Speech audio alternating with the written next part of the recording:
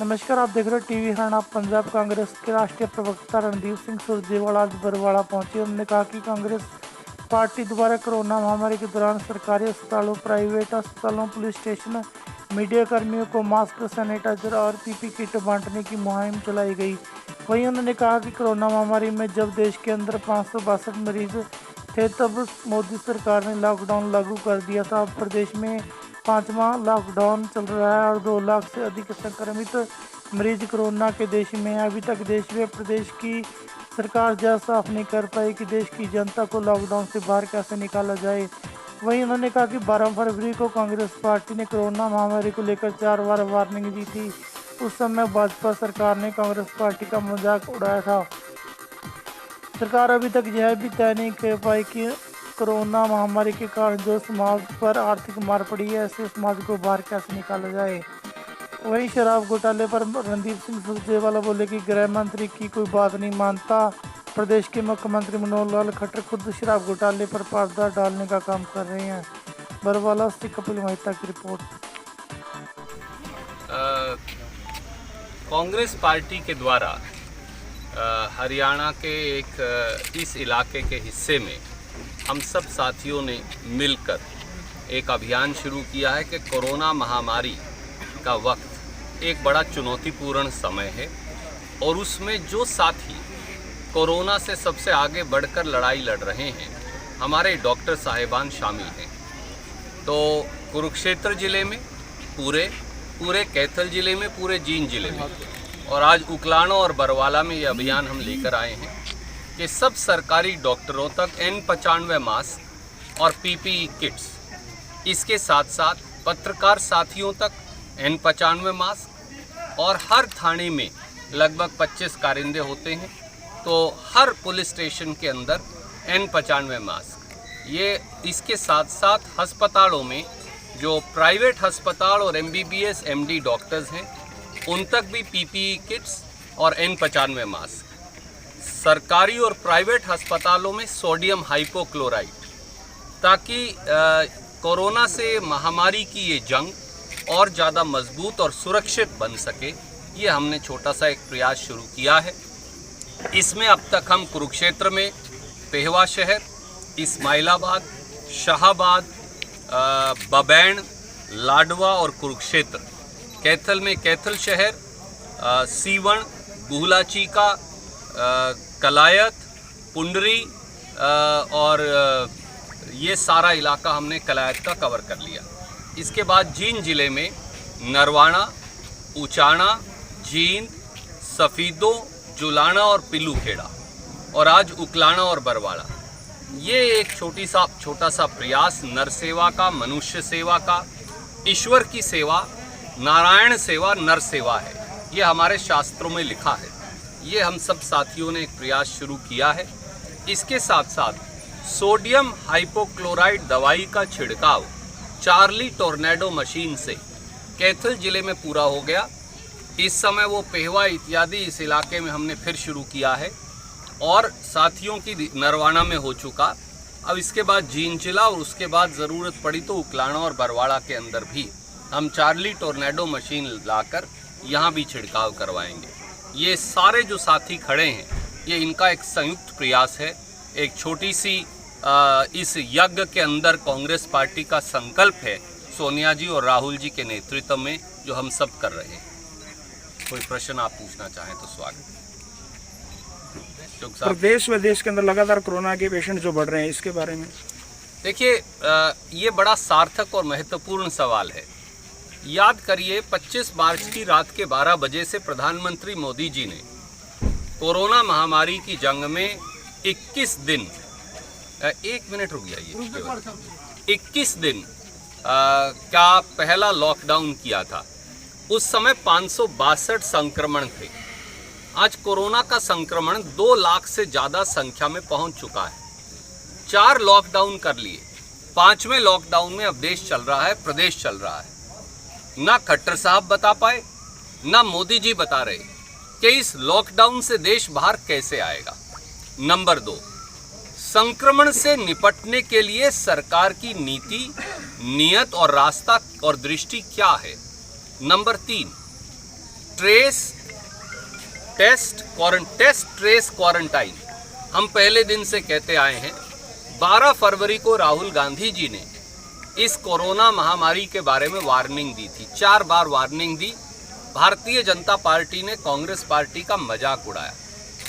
आखिर में 24 मार्च को जब मध्य प्रदेश की कांग्रेस की सरकार खरीद फरोख्त से गिरा ली, तो 24 मार्च की रात को 12 बजे या 25 की सुबह 12 बजे से इन्होंने ये लॉकडाउन लगाया। सवाल बड़ा सीधा है, लॉकडाउन खत्म कब होगा?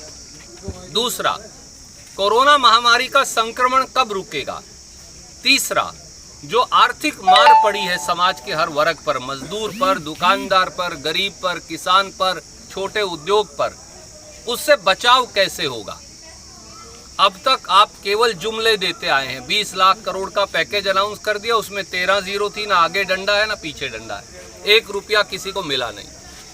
तो खट्टर साहब बताएं कि हरियाणा में और मोदी जी बताएं कि देश में इन 3 सवालों का जवाब अवश्य दें। गृह मंत्री अनिल विज जी का बयान आया था कि शराब घोटाले की जांच है वो पीछे तक जाएगी, क्योंकि ये शराब घोटाले की जो शुरुआत हुई थी ये कांग्रेस सरकार में हुई थी।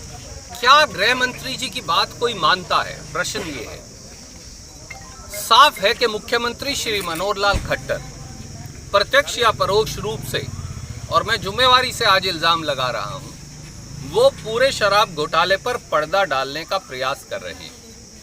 मैं आपके माध्यम से खट्टर साहब से पूछता हूं, जब स्पेशल इन्वेस्टिगेशन टीम का गठन हो गया था, जिसमें क्रिमिनल प्रोसीजर कोड में जिस एसआईटी को गिरफ्तारी करने, रिकॉर्ड जब्त करने, रिकॉर्ड खंगालने, बयान दर्ज करने, चालान पेश करने आदि आदि अख्तियार थे, तो क्या कारण थे, किस भय और डर से मुख्यमंत्री श्री मनोहर लाल खट्टर ने शराब घोटाले की जांच पर पर्दा डालने के लिए एसआईटी को एसईटी यानी स्पेशल इंक्वायरी टीम में तब्दील कर दिया? क्या हम सब नहीं जानते कि स्पेशल इंक्वायरी टीम का भारतीय दंड संहिता, इंडियन पीनल कोड या सीआरपीसी में कोई वजूद ही नहीं? यानी ना वो मुकदमा दर्ज कर सकते, ना वो रेड कर सकते, ना गिरफ्तार कर सकते, ना रिकॉर्ड खंगाल सकते, ना किसी को पकड़ सकते, ना चालान कर सकते। तो ऐसी स्पेशल इंक्वायरी टीम के क्या मायने हैं? नंबर 3, खट्टर साहब बतौर मुख्यमंत्री के एलआर और एडवोकेट जनरल की राय में पूरे शराब माफिया कांड को क्यों उलझा रहे हैं? कभी फाइल की फुटबॉल बनाकर मुख्यमंत्री एलआर को भेज देते हैं, फिर फाइल की फुटबॉल बनाकर एडवोकेट जनरल को भेज देते हैं, राय कहीं से भी नहीं आती। क्या ये पूरे मामले पर पर्दा डालने का प्रयास नहीं? चौथा सवाल, खट्टर साहब ने स्पेशल इंक्वायरी टीम में यादव साहब जो एडीजीपी थे, जिनका पता था 31 मई को रिटायर हो जाएंगे और 31 मई को रिटायर हो गए, उनको मेंबर के तौर पर क्यों रखा था? क्या इसलिए कि जब ये रिटायर हो जाएंगे तो पूरा मामला फिर उलझ जाएगा? नंबर 5, आपने कहते हैं कि 2 साल की जांच करेंगे, पर उस 2 साल की जांच के लिए इंक्वायरी टीम को शक्तियां नहीं हैं। आज तक क्या शक्तियां देनी है, निर्णय नहीं हुआ। टेन्योर एक्सटेंड करना है या नहीं करना, ये निर्णय भी नहीं हुआ। तो क्या ये सब एक षड्यंत्रकारी तरीका शराब माफिया की मदद का है या नहीं? इन बातों का जवाब हरियाणा जानना चाहता है। मुख्यमंत्री श्री मनोहर लाल खट्टर जवाब दें। ठीक है। किसान का समर्थन मूल्य जो बढ़ा, गेहूं का पैसा अभी तक किसानों को नहीं मिला है जी, और सरकार कह रही है कि हम पेमेंट टाइम पर कर रहे हैं। ये बड़ा महत्वपूर्ण सवाल है। श्री मनोहर लाल खट्टर और श्री दुष्यंत चौटाला शायद हरियाणा के सबसे निष्ठुर, निर्दयी और मैं दुर्भाग्यपूर्ण तरीके से कहूंगा निकम्मे मुख्यमंत्री और उप मुख्यमंत्री साबित हुए। खट्टर साहब ने और दुष्यंत चौटाला जी ने पहले ये कहा गेहूं की फसल आने से पहले कि हम 125 रुपया क्विंटल बोनस देंगे। बाद में वो उस वायदे से मुकर गए।